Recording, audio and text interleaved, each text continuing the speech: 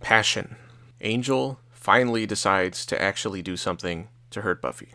We open in the Bronze with a voiceover narration from Angel about passion. Given that Angel was watching creepily from the shadows, I wondered if he was back to his normal self, because that's what he always used to do. While the rest of the gang is hanging out and miss him killing somebody right in front of them. Remember back in the first episode when Giles told Buffy that she should be able to sense vampires? Me too.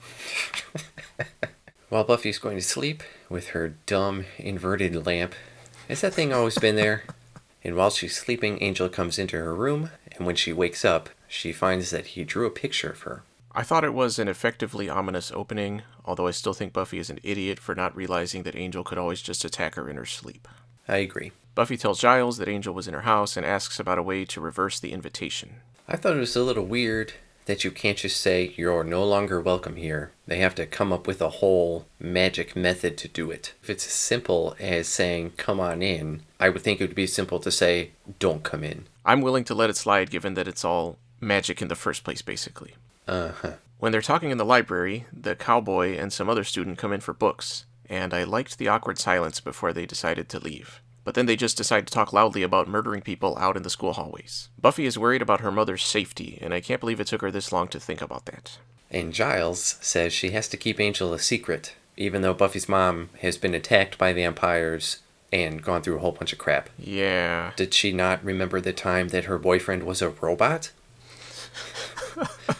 Calendar shows what a great teacher she is by asking a student to teach the class because she won't be there on time. And I like how she has this big, poorly set up display thing in her classroom that's labeled cyberspace. You gotta know what she's teaching, man. Giles comes in, and Calendar gives him a book that might help with keeping Angel out of Buffy's house. And she tries to get Giles to excuse her behavior by telling him that she's in love with him.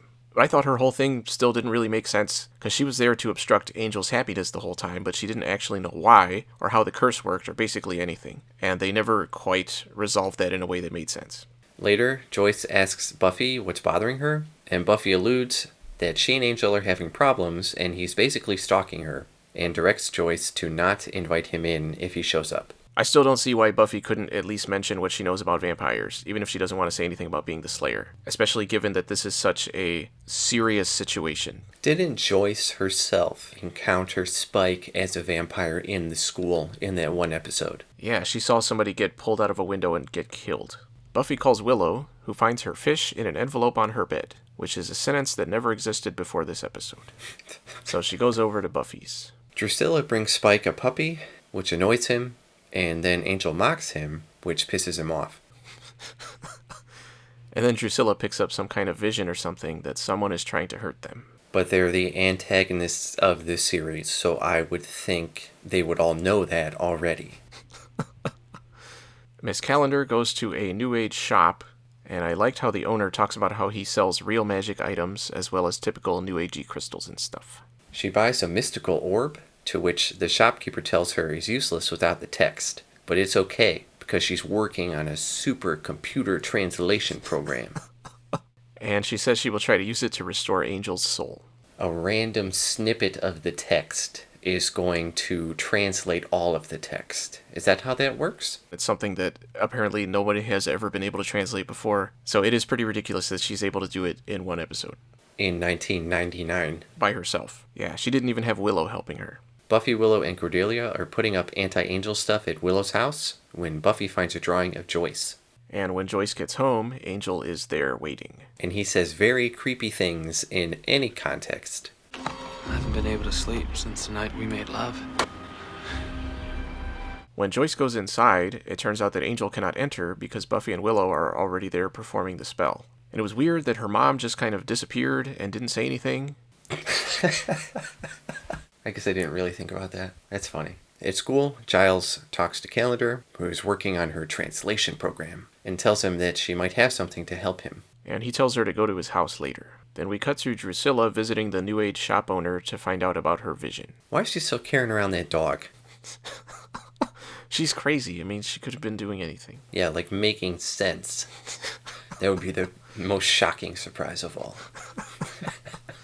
Calendar stays late at school, translating the spell, and she seems to have figured it out, and apparently saves it to a disk that she ejects from the computer. And she's also printing it off. Man, I miss 90s technology.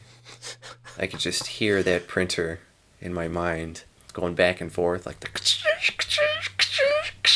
You know? Yeah, I was used to like tearing off the little edges on the sides. What were those even for? Good question. Was it to, like, hold the paper in place or something? Yeah, maybe that's how it pulled the paper through, or what? But then no, I don't know. No, I don't think that would work like that. Leave a comment telling us what the sides with the holes were for. And then Angel shows up. Okay, he says the sign on the school allowed him to be invited in. Formatia transicera edicatorum. Enter all ye who seek knowledge. What can I say? I'm a knowledge seeker. Does that mean if someone has a welcome mat at their house that allows vampires in?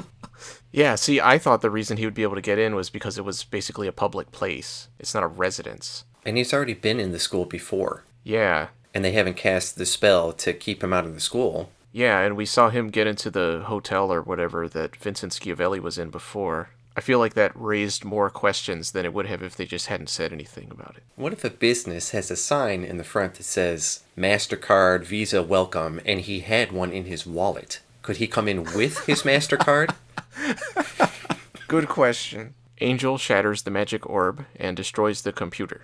As well as the printout. And he says he's going to kill Calendar, and she starts trying to escape. What if it worked in a negative sense, and it said no shoes, no shirt, no service, but he had shoes and a shirt on? Just thinking. Okay. I thought the part with the custodian cart was really funny. The hallway is so wide, it's so clear what she's doing, but he just plows right into that thing. It reminded me of Buffy trying to slow the vampires down in school hard. It was the exact same thing. Maybe vampires can't see cleaning supplies. Maybe that's one of their weaknesses. And I was disappointed she didn't say something like, it's time to mop you up, or something. I'm taking you to the cleaners. He was swept off his feet. What a scrub. He eventually catches her and snaps her neck. Giles visits Buffy's and has a funny exchange with Willow, but it made me wonder why she wouldn't have already let him know that they successfully X-invited Angel.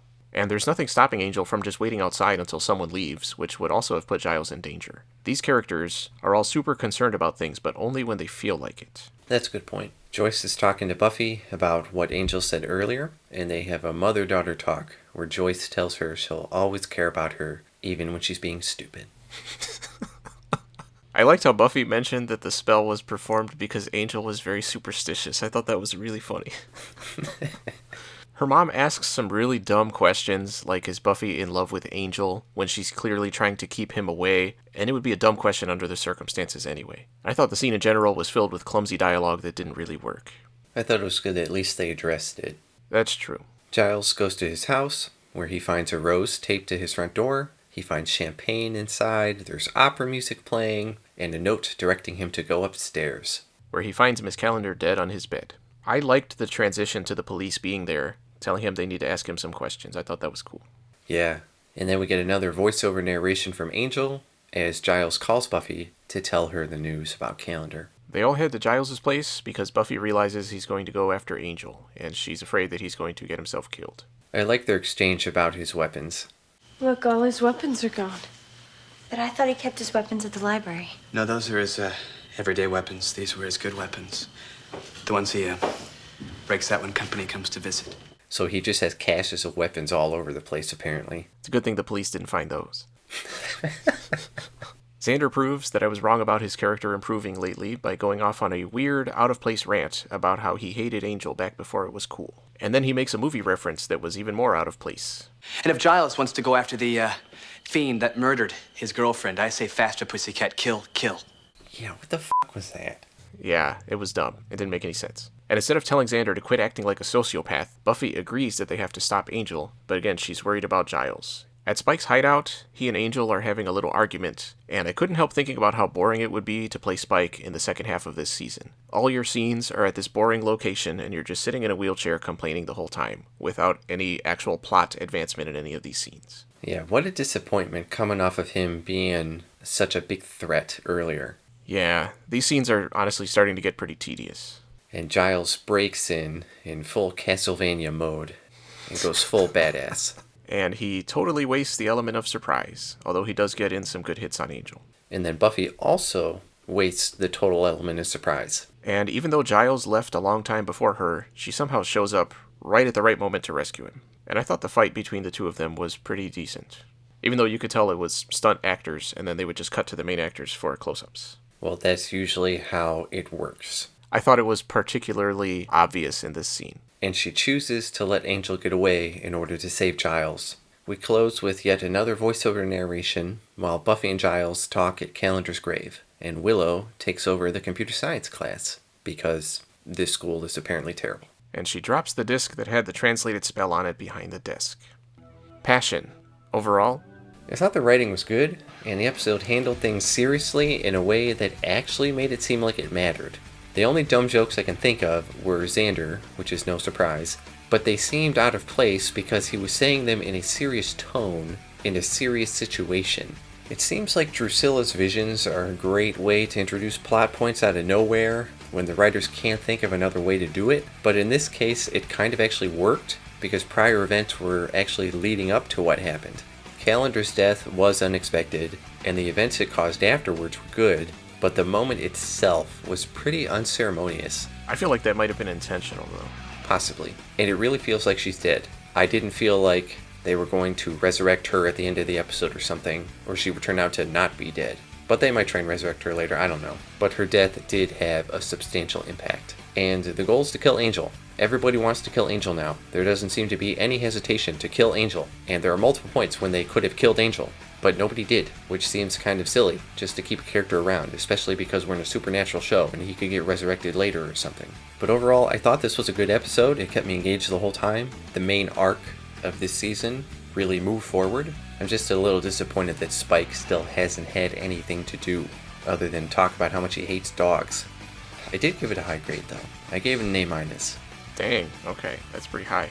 I know. You gave it an A-. You gave it an A-. I know. I give it a B+. Okay. Whew. Yeah, I did think this was a surprisingly good, serious episode. It was good to see the characters finally take the Angel situation seriously, and killing off Calendar was a good way to sell the severity of the threat. I really liked how they seemed to be building to a way to save Angel and then ended up taking things in the opposite direction. And I thought some of the camera work was noticeably better and more interesting than we usually get, although I would say the show has improved on that angle a lot in general lately. There were some low points, like Xander's weird rant and that awkwardly written scene between Buffy and Joyce, where they seem to be trying really hard to keep Joyce out of the loop for no particular reason. But the bigger issue for me isn't specifically a fault with this episode, but more how this episode shines a spotlight on the larger problems with this story arc. The fact that it took so long for Buffy to realize that she should do something about Angel being able to come into her house was pretty stupid, and the fact that Angel himself was the big threat of the episode made me think of the judge and how little he ended up mattering, and made him seem even less important. Why couldn't Angel have been doing stuff the whole time? We've also seen enough episodes with Spike just sitting there complaining to Angel even though they're supposedly on the same side. It reminded me of the villain subordinates in shows like Power Rangers just squabbling amongst themselves. I know that's a weird thing to bring up, but yeah. Ever since Angel turned bad, any scenes with Spike and Drusilla have just felt like filler. And it's hard to separate some of those aspects and just look at them in this episode when the episode is part of a longer storyline. And having the characters act more logically and less stupid just emphasizes how inconsistent the writing is from episode to episode, and it's really frustrating. On its own, I did think this was a good episode. It just seemed to push other episodes down at the same time. I hope things continue in this vein a little more.